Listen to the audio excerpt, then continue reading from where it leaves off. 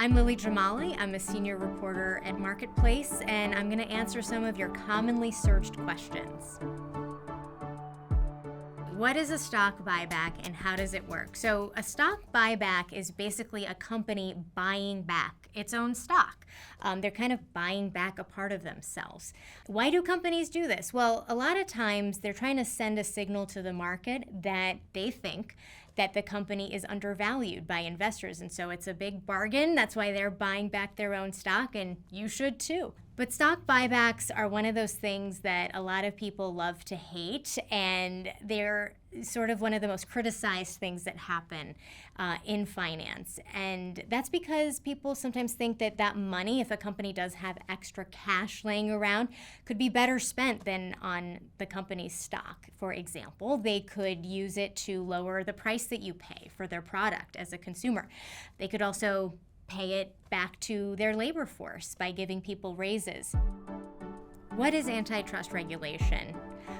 Antitrust regulation is really a set of rules put out by the government that aims to try to keep competition in the marketplace. In the capitalist system, theoretically, we don't want any one company to dominate a particular industry or a particular sector, although of course that does happen. But antitrust regulation is all about creating a level playing field so that companies that are already in that space can continue to compete, and ideally so that other companies that maybe haven't even been created yet, that are still sort of just an apple in the founder's eye, can actually get into the space and give a dominant player or set of dominant players a run for their money. Will airline prices go down?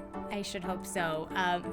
If you've been on Twitter lately, you've seen the absolute horror stories that people have about trying to travel. People haven't gotten to do it in a long time. You have countries all over the world lifting restrictions because of the pandemic, and people want to get out there. They want to go see the world and do fun things again, and that has created this surge in demand for travel.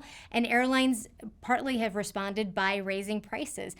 But the other issue that is really key here is the fact that energy prices are so high, and that's something that airlines have a lot less control over. And because energy prices are higher now, they can pass those higher prices on to consumers.